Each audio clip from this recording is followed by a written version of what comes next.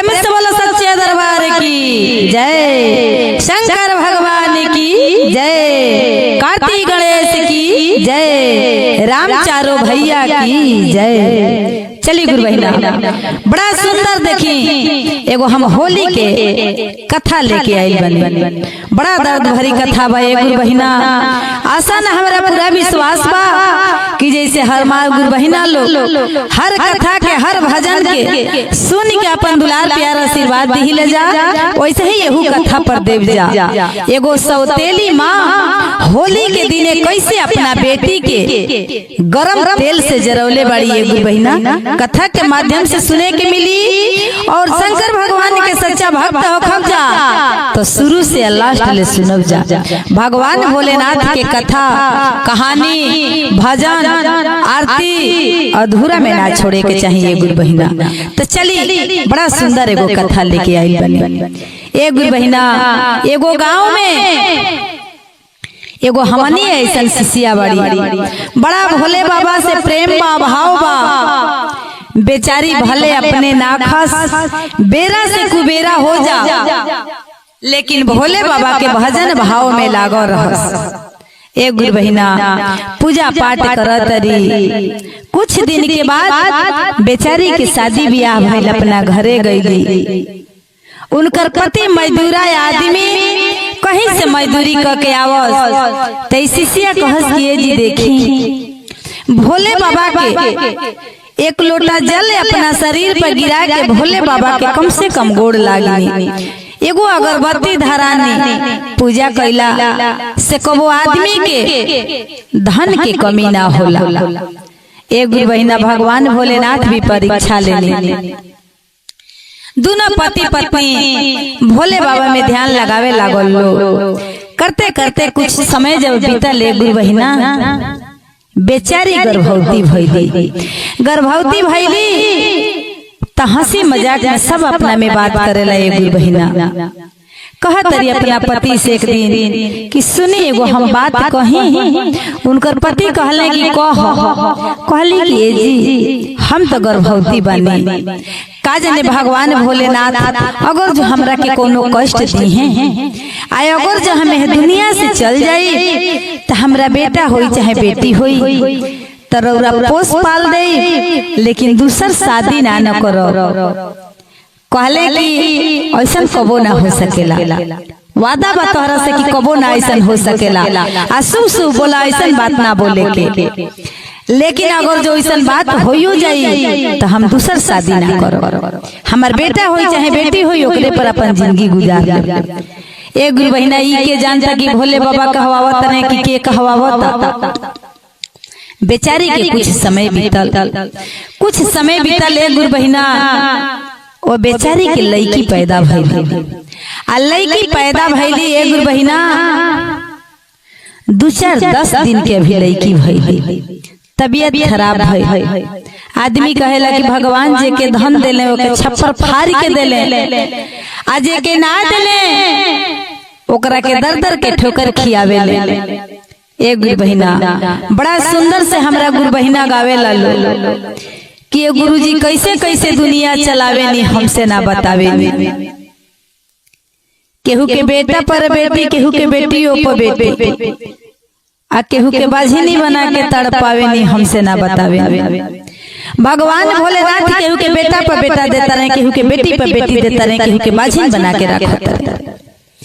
तो एक गुरु बहिना धन बेचारी के कुछ ना रहे, पैसा रुपया ना रहे, बड़ा कष्ट रहे, तबियत खराब है, बेचारी दुनिया से चल गई। एक गुरु बहिना वो बेचारा उनकर पति एगो छोटा सा बेटी लेके सोचा कि केकरी दुआरी जाई, केकरा के दी के पोसी के दूध पियाई के एकर क्रिया कर्म करी। एक गुरु बहिना अगर जो बाप ना रही तो महतारी कैसे हूँ अपना बेटा बेटी के मेहनत मजदूरी करके पोसली, लेकिन अगर जो महतारी है दुनिया में ना रही तो बेटा बेटी कोनो घाटे ना लगा। तो देखी कुछ समय बीतल, गांव के लोग रिश्तेदार लोग कहे लागल कि देखो तुहार छोट बच्चा बिया, जौने 1-2 बीघा खेत बा, छोट बच्चा बिया, अरे कम से कम अपना खातिर ना तो एकरा खातिर शादी बियाह कल, यह बच्ची के पोसी, आई तो छोट बिया, जहिया सियान होई तहिया एकर महतारी के जरूरत पड़ी। सब गांव नगर हित नाते गुरु बहिना कहे लागल। बेचारा कहले कि सही बात बा, लेकिन एक हित नाते के रिश्तेदार के बात सुनस, एक और सोचस क्यों हमार औरत हमसे वादा करके गई बड़ी कि अगर जो हम मर जाए तो शादी रौरा ना करो। का कहीं कुछ दिमाग काम नहीं कर ए गुरु बहिना, लेकिन मन के बात केहू से बतौले ना। सब हित नात रिश्तेदार जब कहे लगल तो बेचारा शादी कैले। ए गुरु बहिना, घर में सौतेली माई आई। आदमी कहेला कि काठों के सौत बिराजेला, सौतेली तो सौतेली है। ए गुरु बहिना, सौतेली माई आईली आ वो छोट बच्ची के बुरा नजर से देखे लगली। कह तरीके का से कर महतारी मर गई, इहो यह दुनिया से चल गई रही, हमरा सिर पर ई भार दे के चल गई। ए गुरु बहिना, बड़ा कष्ट देवे लगली छोट बच्चा के, सोचस कि एकरा के तड़पा के मुआ दी। लेकिन आदमी कहेला कि भगवान भोलेनाथ जेकरा के नाम मरिहे ओके मारे वाला दुनिया में के बा, जेकर किस्मत में कागज ना फरिहे ओके फरे वाला के बा। बनावे लनुहे, बिगाड़े लनुहे, आ दर दर के ठोकर खियावे लनुहे। ते गुरु बहिना, कुछ समय जब बीतल तो उस सौतेली जवन मार रहली, उन्हों के 2 जुड़ुआ बेटी भइली। 2 जुड़ुआ बेटी भइली। ए गुरु बहिना, अब तो 3 घर में बेटी हो गई। बेचारी अपना बेटी के पोसे लगली, पाले लगली, नहवावल धोवल अपना बेटी में समय बितावे लगली। करते करते एक गुरु बहिना साल 2 साल की छोटी बड़ी रहे। बेटा तब भगवान दिले ही ना रहले, लेकिन 3 बेटियन के लेके अपन करे लगली। पिता के तो नजर में ही रहे कि 3 बेटी हमार है सब, लेकिन माई के तो नजर गंदा रहे। माई के तो ये बुझाओ कि हमार 2 बेटी हमरा तन से पैदा भइल, उ तो हमरा सौतीन के बेटी है। ए गुरु बहिना, लेकिन सौतीन की बेटी जवन है, धीरे धीरे बेचारी 5-7 साल की हो गई। आ सब अपना सौतेली माई के संगे हाथ बटावे लगली, बर्तन धोवल, झाड़ू लगावल करे लगली। वो बेचारी सोचा कि हमारा अपन माई चल गई त का, लेकिन ई त हमर सगी माई बाई। सगा माई ऐसन बर्ताव करस ए गुरु बहिना, लेकिन सौतेली माई ओह बेटी के सौतेली के नजर से देखो। कुछ समय जब बीतल, वो लड़की 10 साल के हो गई, सौतेली के लड़की। आई वो लड़की इनकर जवन जुड़ुआ 2 लड़की रहल लो, इहो 8 साल 9 साल के हो गई। लेकिन बहन में एक बहिना बड़ा प्रेम रहे, इतना प्रेम रहे कि दोनों जवन जुड़ुआ बेटी रहल लो कहल लो कि हमनी के 3 बहन बनी जा। हमनी के 3 बहन बड़ा आपस में मिलजुल के रह जा। ए गुरु बहिना, बेचारी 3 जने मिलजुल के रहे लागल लो। माई के देख के बड़ा जलन होके कहस कि ओकरा से तहां लोग मत बोला लो, उ मनहूस हिया, आवते अपना माई के खा घलस। ए गुरु बहिना, बेचारी मनहूस हो के उ रह। कुछ समय जब बीतल, देखिए ये होली के त्योहार है, घर में पुआ पकवान पाकल बा, मर मीठा धइल बा कि शाम के अबीर खेले लोग आई। सब 36 रंग के खाना बना के रखल बा। एक बहिना, 3 बहन अपना में हंसी मजाक में रंग खेले लागल लो। अबीर रंग उड़ के मिठाई पर थोड़ा सा पड़ गई, थोड़ा सा मिठाई पर पड़ गई। जौन सौतेली के बेटी रहली ए गुरु बहिना, बेचारी के थर थर जिया कांपे लागल। कहली कि आज तो मम्मी देखी है ते अपना बेटिन के तमरी है ना, लेकिन हमके ताज बड़ा दंड बरियार दी है कि पुआ पूरी पर और मिठाई पर मैं रंग पड़ गई, अबीर पड़ गई। एक बहिना तवने बात भई अली सौतेली माँ कहली कि होली खेल के मैं बिगाड़ देहलू। जौन दूगो जोड़ुआ बेटी रहल लो कहल लो कि मम्मी दीदी से ना पड़ल हा, हमनी से पड़ल हा। कह तारी सौतेली माई की चुप रहल तहल लोग मत बोलल। एक बहिना गरम तेल रहे, ओही में कलछुला पलटा डाला रहे। पलटा निकाल के गरम तेल में से लगली सौतेली के बेटी के मारे। इतना मरली एक बहिना, हालत खराब हो गई। उतने ना तेल उठा के कलछुल से देही पर फेंक दी। मैं झलका पड़ गई एक बहिना। यह कहला कि सौतेली सौतेली हो। बेचारी रोत जाके घर में कह तरी कि माई हमरा के छोड़ के तू कहाँ चल गइलू, जहाँ गइलू तहाँ हमरो के बोला ला। बड़ा यह जिंदगी के कष्ट बा। सौतेली सौतेली होली बतावा, त्योहार के दिने होली के दिने सब रंग गुलाल खिलाता, अपन पुआ पूरी खाता, अबीर लगावता। आज हमरा के सौतेली माँ मैं तेल से 10,000 देले बड़ी। एक बहिना बेचारी रोतरी। तबले देखी जौन दोनों जोड़ुआ बहिन रहल लो गइल लो जाके रोवे लागल लो। कहल लो कि दीदी हमनी खाती हमनी के कारण तोहरा पर कष्ट भाई, ई माई हमनी के माई नहीं खे कसाई बिया। एक बहिना दोनों बहिन मिलके ओ बेचारी के मलहम लगावल लो। मलहम लगा के लगे बैठल बालो।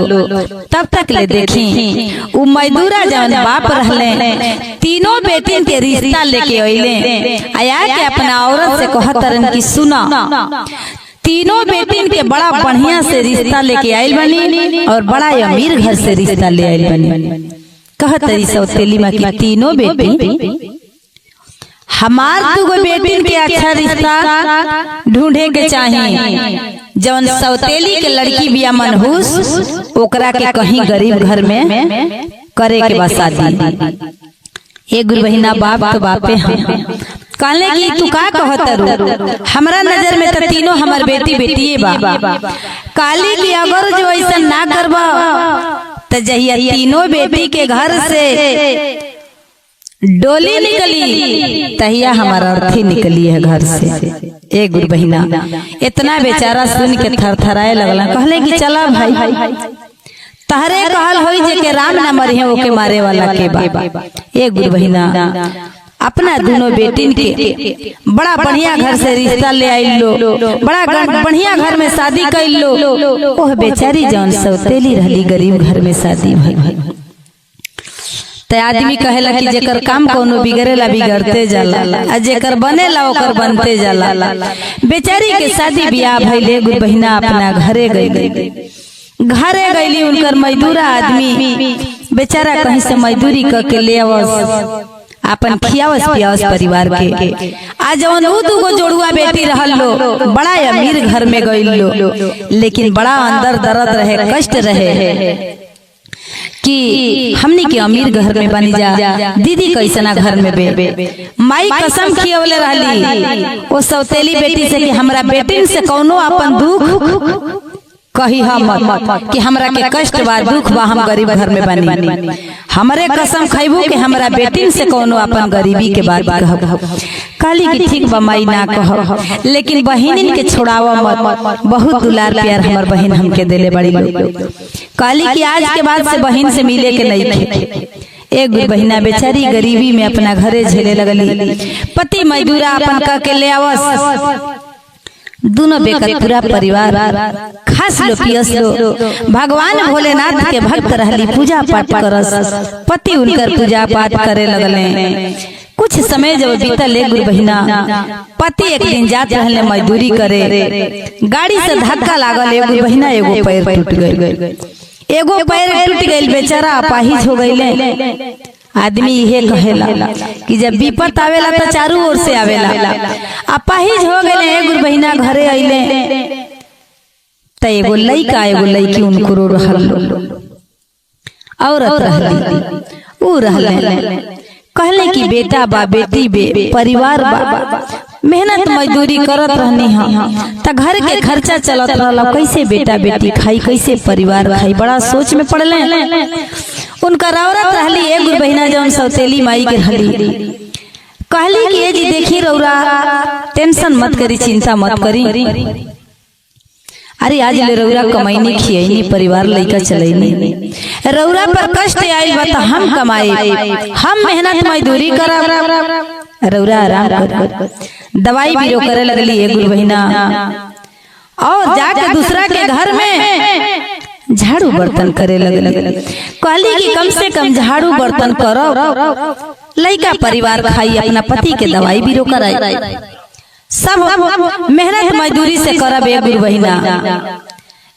एक बहिना जब कुछ समय बीतल बेचारी होली के त्योहार आई बेटा बेटी कहे लागल लो कि मम्मी सब लइका होली त्योहार मनावता लो पिचकारी किनता लो रंग किनता लो हमनियों के पैसा चाहे रंग अबीर चाहे पिचकारी चाहे कहली कि कोनो बात नहीं खे बेटा पापा के तबीयत खराब बा लेकिन मेहनत मजदूरी करतनी तो हम लोग के जरूर उस मनोकामना पूरा करब जरूर अबीर और पिचकारी सब तह लोग के ले गईली। एक बहिना जकरा घरे झाड़ू बर्तन करत रहली गईली कहली कि मालकिन आज हमके कुछ पैसा दे दे आज होली के त्योहार आइल बा बेटा बेटी रंग अबीर के कहता लोग पिचकारी के कहता लोग कुछ खान पान भी घर में बने के चाहिए।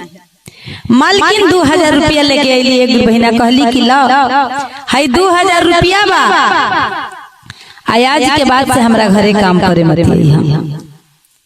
एक बहिना धड़ से लागा कहली कि मालकिन काहे हनी कहतनी मत दी पैसा लेकिन हमार रोजी रोटी मत मारी अगर जो हम रौरा के काम ना करब तो हमारा पाहिज पति और बेटा बेटी के कैसे हम खियाई।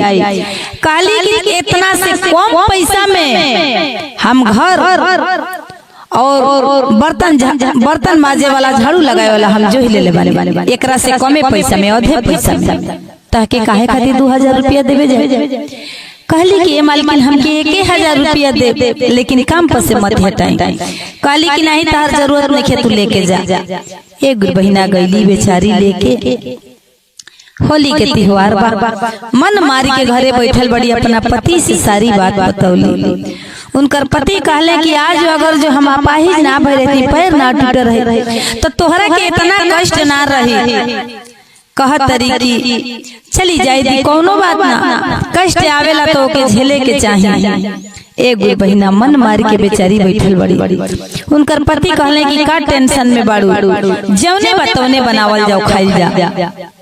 एक बहिना तब तक मन में ख्याल आया कि सब दुकान लगौले बा अपन बेचता हम 2000 रुपया के पिचकारी थोड़ी खरीदनी और रंग गुलाल घरे बनानी ले जाके ठेला लगा के लइकन के संगे बेची शायद हमरा के कुछ फायदा हो जाए। एक बहिना बेचारी का काम कैली कि आटा ले लेली घर से आटा लेके आ गुलाब के फूल आंगन में रहे ओकरा के तूर के ओकरा के पूरा रगड़ के पीस के आटा में पूरा मिला देली गुलाल बना लेली पिचकारी रंग लेके एक बहिना आ बेचारी एगो दुकान लगा देली बाजारी में सब अपन आवता खरीदता आवता खरीदता अपन बेटा बेटी छोटे छोटे लेके बेचता।